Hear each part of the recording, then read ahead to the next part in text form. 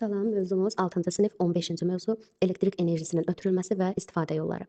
Biz bilirik ki, elektrik enerjisi yanacaq və su mənbələrinə yaxın yerlərdə hasil olunur. Yəni elektrik enerjisi yanacağın və yüksəklikdən tökülən suyun enerjisini elektrik enerjisinə çevirən elektrik stansiyalarında istehsal olunur. Bəs elektrik enerjisi istifadəçilərə necə ötürülür? Ötürülmə naqillərlə baş verir. Biz bununla artıq tanış olmuşuq və naqillərlə uzaq məsafələrə elektrik enerjisinin ötürülməsi zamanı isə itki baş verir. İtki deməli belə baş verir ki, naqillərlə uzaq məsafələrə cərəyan ötürüldükdə, naqillərlə axdıqca onu qızdırır və onun qızmasına sərf olan enerji də itir. Joule-Lenz qanununa əsasən naqillərin qızmasına sərf olunan enerji xətlərin müqavimətindən asılıdır. Naqillərdə itkini azaltmaq üçün bir neçə yollar düşünülüb ki, bunlara da nəzər salacağıq. Çox uzun olduqda naqillər onun ötürülməsi iqtisadi cəhətdən sərfəli olmur.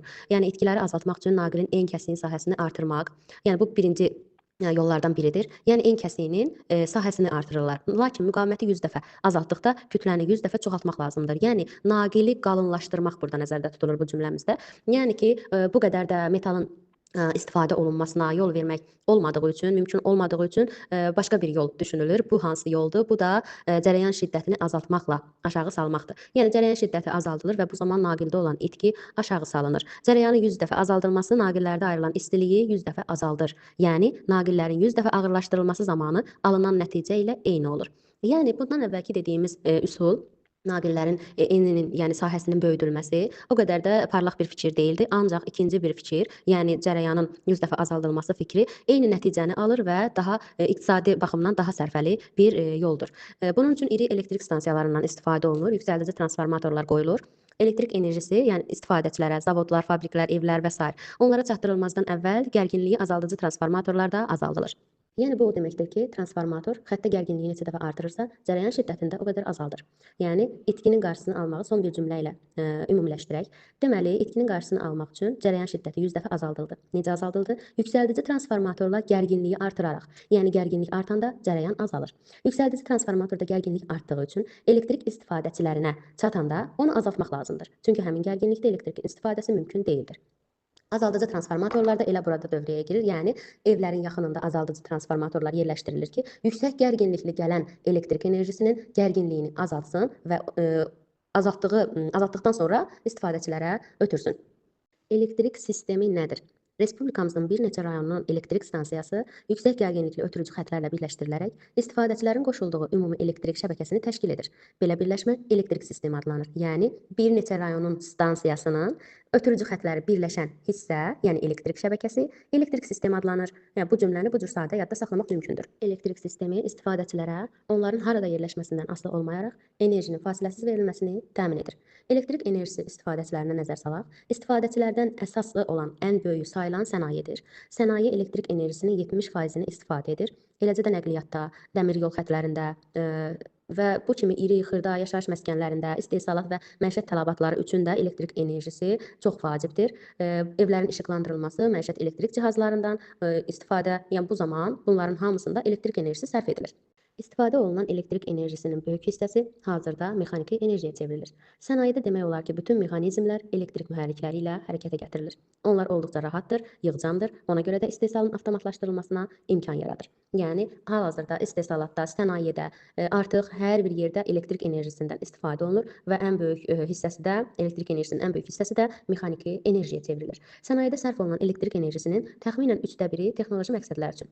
Yəni elektrik qaynağı, metalların elektriklə qızdırılması, əridilməsi, elektroliz və s. Yəni 1/3 bu məqsədlərlə istifadə edilir. Müasir sivilizasiya elektrik enerjisinin geniş istifadəsi olmadan təsəvvür edilmir. Çünki elektrik sistemində adicə bir qəza olarsa, böyük bir şəhərin elektrik enerjisi təminatı pozulur və şəhər zülmətə qərq olur. Elektrik enerjisi məişətdə necə istifadə edilir? Məişətdə ütü, televizor, elektrik çaydanı və digər elektrik cihazlarının hər biri elektrik enerjisi ilə işləyir. Bu zaman elektrik enerjisindən istifadə edilir. Kənd təsərrüfatında isə elektrik enerjisindən istifadə texnoloji proseslərdə istifadə olunur. Heyvan və quşları yetişdirilən fermaların qızdırılması, məişət və köməkçi otaqlarda mikroiqlimin yaradılması, heyvanların, bitkilərin, təmir emalatxanaların, qarajların, suyun bunların qızdırılması üçün, buxarın alınması üçün, tərəvəz bitkilərinin, şitillərin yetişdirilməsi üçün, yəni bu zaman istixanalar elektrik enerjisi hesabına qızdırılır. Yəni bu zaman beləliklə götürəndə Kənd təsərrüfatında da, məişətdə də elektrik enerjisinin xüsusi bir yeri vardır. Yəni artıq işləri onsuz təsəvvür etmək mümkün deyildir. Deməli elektrik enerjisinin sənayedə, kənd təsərrüfatında, nəqliyyatda və məişətdə geniş istifadəsinə elektrikləşdirmə deyilir. Son ümumiləşməmizi edirik dərs haqqında. Elektrik enerjisi yanacaq və yüksəklikdən tökülən suyun enerjisinin elektrik enerjisinə çevirən stansiyalarda istehsal olunur və buna görə də yanacaq və su mənbələrinə yaxın yerlərdə hasil olunur. Elektrik enerjisi uzaq məsafələrə ötürəndə naqildə itkini azaltmaq məqsədi ilə düşünülmüş yollara nəzər salaq. İlk öncə düşünülmüş yollardan biri bu idi ki, naqilin en kəsiyinin artırılması və bu zamanda onun çəkisi də 100 dəfə artır, kütləsi və əlvan metalın belə işlədilməsinin qarşısını almaq üçün ikinci bir yol olaraq cərəyan şiddətinin 100 dəfə azaldılması nəzərdə tutulmuşdur. Bu da cərəyanın azaldılması da gərginliyin artırılması sayəsində baş verirdi. Gərginlik necə artırılırdı? Yüksəldici transformatorlar sayəsində. Yüksəldici transformatorlar gərginliyi artıraraq itkinin qarşısını alırdı. Yalnız istifadəçilərə yaxın yerlərdə azaldıcı transformatorlardan istifadə edərək gərginlik aşağı salınırdı, endirilirdi. Və elektrik sistemi nə idi? Respublikanın bir neçə rayonunun elektrik stansiyasının ötürücü xətlərini birləşdirən şəbəkə. Bu elektrik sistemi adlanırdı. Sənaye elektrik enerjisinin 70%-ni istifadə edir. İstifadəçilərə nəzər saldıqda isə məişətdə, kənd təsərrüfatında, nəqliyyatda, dəmir yol xətlərində, zavod və fabriklərdə elektrik enerjisindən geniş istifadə olunur. Məişətdə artıq yenidən sadalayaq ütü, televizor, elektrik çaydanı bu kimi cihazların istifadəsində, kənd təsərrüfatında isə heyvandarlıqda, məişətdə, istixanalarda və sair bu kimi yerlərdə istifadə olunurdu. Və elektrik enerjisinin bu cür geniş istifadəsinə elektrikləşdirilmə deyilir.